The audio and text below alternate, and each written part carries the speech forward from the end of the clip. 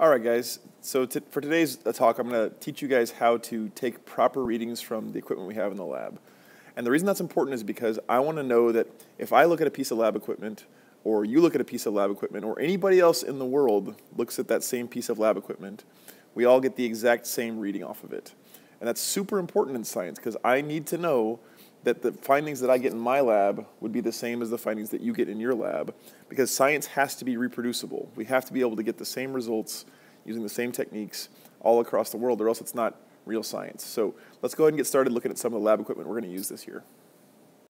All right, so this is some of the stuff we're going to look at today. This is called a triple beam balance because it's got three of these little things over here. You might have called this a scale in the past, but the proper term is a balance.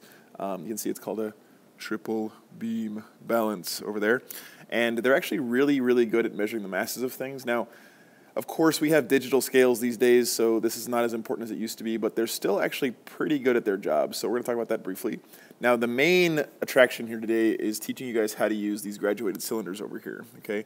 So we have several different sizes of graduated cylinders, and the reason we have different sizes is because each size of graduated cylinder will give us a different accuracy on our measurements. So you guys have to know when to use each kind of graduated cylinder and also how to take a proper reading off of those. So let's go ahead and get started with that.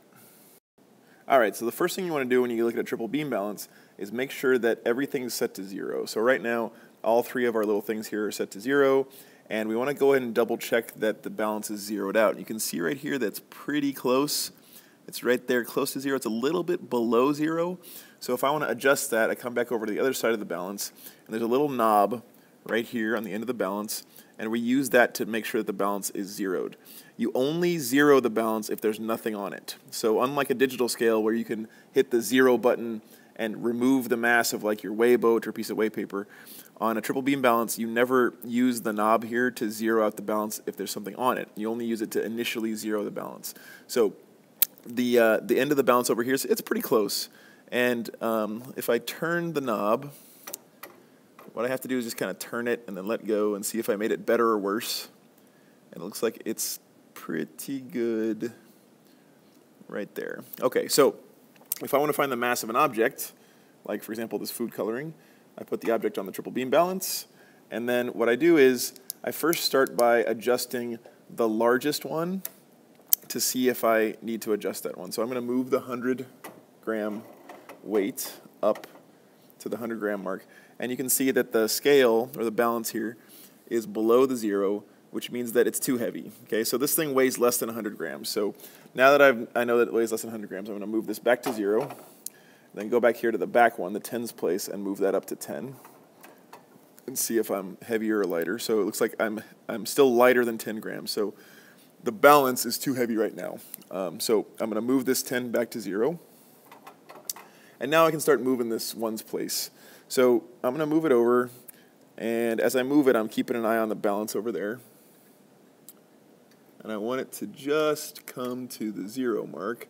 Now, a cool tip here is if you're getting close, you'll notice that if I hit this with my finger, I might knock the balance around, and it takes a while to stabilize. So if I use a pen to just nudge this little slider back and forth, it's a lot easier for me to do it without really directly touching the scale and causing it to take forever to come back into balance. Okay, so I keep saying balance and scale interchangeably. I guess it doesn't really matter that much. So we're still a little bit heavy, and I know we're a little bit heavy because we're still below the 0. So I want to go ahead and move it just a little bit further to the left and keep doing that until we get right on 0. All right, so now that we're pretty much exactly on 0, and you guys can't see that, but I'll show you in 1 second. Okay, so we're right on 0, all right? And now we're going to know how to take the reading from this thing. So what I want to do is look real close up here, right where the little tip of the slider is, and you'll notice that it's not exactly on the 5, and it's not exactly on the next mark over, okay? So how do we report this measurement? All right, so here's what you got to ask yourself. First thing you got to ask is, how much is each one of these marks worth? And what I mean by that is, on every piece of equipment you use, the little marks are going to be worth a different amount of the measurement. So in this case, we can see what we do is count the number of marks between the numbers. And if we count them here, we'll notice that there's 10 little divisions between each number. So what that means is that each one of these little marks is worth 1/10 of a gram. In other words, it's worth 0.1 grams. And you can see that our measurement here is not quite to the 5.1 gram mark. Sorry about the autofocusing here, guys, but it's not quite there yet, all right? So how do we tell other scientists that the measurement was not exactly 5 and it wasn't quite to the 5.1 mark? Well, we do that by reporting an estimated place, okay? So here's how we report that. We're going to say it's 5 point, and we need to say it's about halfway to the 0.1. So I'm going to say it's 5.05 because 0.5 is half of 0.1, right? So it would be 5.05. And here's the important thing about that. That last decimal place that I reported, that 0.5, that 5 at the end, is really just a guess, right? I don't know exactly where it is, but I'm guessing that's about halfway to the 0.1. So that last number in any measurement you find on any piece of equipment is always a guess by us in the lab. So it could be different if you looked at it or if I looked at it, but we can all agree for sure that it's at least 5 grams, and it's definitely not 5.1 grams. But that last decimal place is a guess. All right, guys, now this is much more important for us this year than the triple beam balance because we're going to be using graduated cylinders like every lab. And that's because a graduated cylinder is by far the most commonly used piece of equipment for measuring the volumes of liquids. So let's go ahead and take a look real close here at the measurement, and we'll try to see if the camera will stop going crazy and autofocusing. All right, now you can see up there at the top that the liquid level is not straight across. It's got a little bit of a dip to it. That dip has a name. It's called the meniscus. And the meniscus is there because water likes to grab onto the edges of things like graduated cylinders, and it crawls up the sides a little bit. So way back in the olden days, chemists could have said we're going to measure at the top of the meniscus, but they didn't. They didn't. All right, guys, now this is much more important for us this year than the triple beam balance because we're going to be using graduated cylinders like every lab.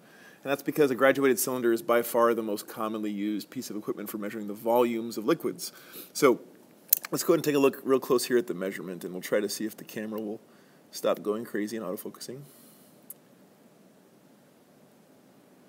All right, now you can see up there at the top that the liquid level is not straight across. It's got a little bit of a dip to it. That dip has a name. It's called the meniscus. And the meniscus is there because water likes to grab onto the edges of things like graduated cylinders, and it crawls up the sides a little bit. So way back in the olden days, chemists could have said we're going to measure at the top of the meniscus, but they didn't.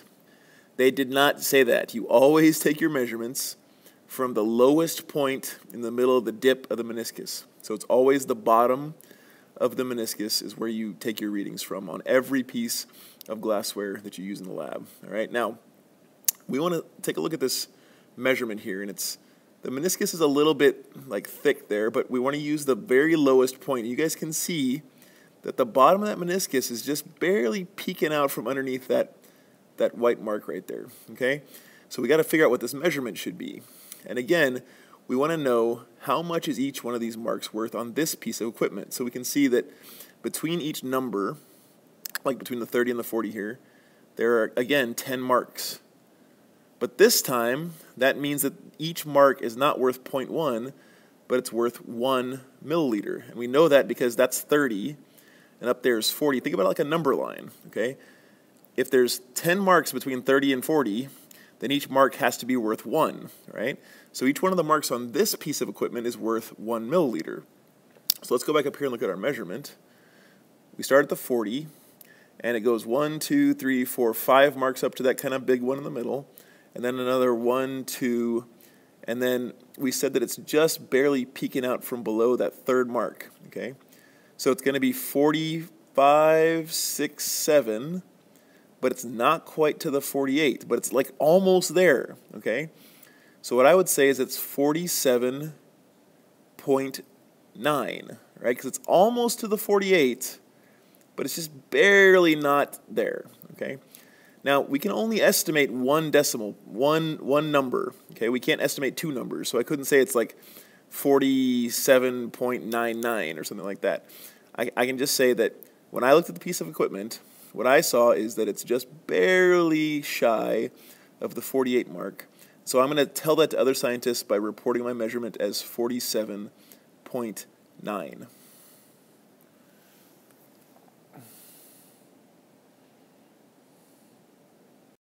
All right, now this is a different sized graduated cylinder. And I want to show you guys this because on this one, again, the markings are a little bit different, right? So this one has, you can see there's a 25 there and a 30. And there are 1, 2, 3, 4, 5 graduations between 25 and 30. So again, on this particular graduated cylinder, each marking is worth 1 milliliter, right? And now we go back up to our meniscus, and we see what the reading is. So this time, if I start at 30, and you can see the bottom of the meniscus is just a tiny, tiny, tiny bit above that mark, okay? So I start at 30, and I go 31, 32, 33, and it's just a hair over 33, so I'm going to report that as 33.1, okay? So I'm not going to say it's like 33.001 or something like that, because I can't really make that up, okay? But I can say it's just a hair over the 33, so I'm going to say 33.1 for this particular measurement. Now, what if it was exactly on the 33? Well, if it's exactly on the 33 and not a little tiny bit above or below, I need to tell another scientist that it's exactly on 33, so I would say 33.0, okay, just to say it's exactly on 33, because that's an important thing to tell another scientist. So if it's just exactly on a line, you can add a 0.0 or a 0 at the end of your measurement, and that 0 means something in that case. All right, one more of these. So this is, again, another graduated cylinder because we're going to use them a lot this year. And this time, the markings are different, okay? So we can see that there's 5 down there and 10 up there, and the autofocus is going crazy. Sorry about that. But between the 5 and the 10, there's actually 1, 2, 3, 4, 5 big markings, but there's also those little markings in between. So each one of those big markings is worth 1 milliliter, but each one of those smaller markings is worth a half a milliliter. So we can actually get an even better reading off of this graduated cylinder. So if I go up to the top there, and I want to look for the bottom of my meniscus again, and it's a little bit hard to see here, but it's a little bit darker than the surroundings, and it's a little bit below that line up there. Again, we're not looking at the top of the meniscus, it's the bottom of it.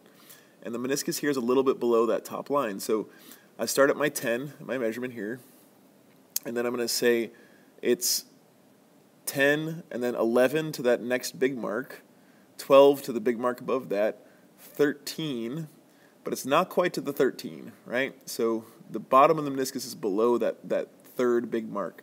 So it's 10, 11, 12, and then it's above the 12.5. The 0.5 is that little mark in between, but it's not quite to 13. So I'm going to say it's like 12.7, 12.8, something around there. Okay, so again, that last decimal, that last place is an estimate, but you always have to estimate that last number place when you're looking at a piece of equipment like this. So the last and most important graduated cylinder we're going to look at right now is this 10 milliliter one. And it's important because we're going to use this one the most, because we usually use small quantities of chemicals in the lab. So we know how to measure things on this. And again, the first thing we want to do is let the camera autofocus and then look at how much each mark is worth, okay? Each one of the big marks, the numbered marks on here, is 1 milliliter, so we have 6 there, 7 there. And then between each of the numbered marks, there are 1, 2, 3, 4, 5 graduations, okay, or 5 marks between the two things. So what that means is that if there are 5 marks between 6 and 7, how much is each one of those marks worth? Well, what you can do is you can take 1 milliliter, which is the difference between 6 and 7, and divide it by 5, right? Because if there's 5 marks between 6 and 7, each one is going to be worth 1/5 of that. So 1 divided by 5, 1/5, is 0.2. Okay, so each one of these marks is worth 0.2 milliliters. All right, and that's something you just have to remember for this piece of equipment. So let's go and look at our reading, and you can see that the meniscus here is a lot clearer because the graduated cylinder is so narrow, you can see the bottom of it pretty clearly there if the camera would focus for us. Okay, so I know that it's at least 8 because it's above the 8, so I'm going to start at 8 there. And then it looks to me like it's just a little tiny bit above the next mark. So I'd say it's 8, and then that mark, remember, is worth how much? That mark is worth 0.2, right? So it's going to be 8.2, and then a little bit above 0.2. So it's not quite halfway to the next mark. I know it's hard to focus here, but it's not quite halfway to the next mark. So it's definitely not 8.3. It's probably something like 8.21, because it's just a tiny bit above the 0.2. So I'd say about 8.21, 8.22. And you and I might get different readings when we look at the same piece of equipment on that last decimal place, but we all know that it's at least 8.2, right? And it's definitely not halfway to 8.4, and so we can agree that it's somewhere in that range, right? So that one's just a little tiny bit above 8.2. So, all right, so hopefully that's a good refresher for you guys on how to take readings off of lab equipment.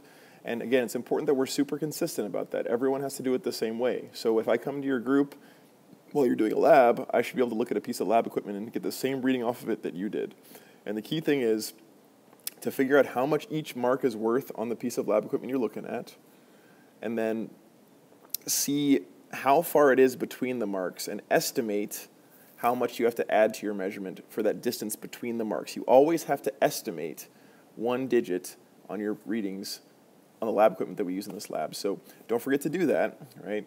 And you guys are going to take the quiz now in the thing below here, okay? Take the quiz, see how you do on it. If you don't do that well on the quiz, take it again and really pay attention to the ones that you missed, okay? These quizzes are just for practice, so you can kind of see what you're doing, and then you're going to jump in the lab and do an activity. All right? Good luck, guys.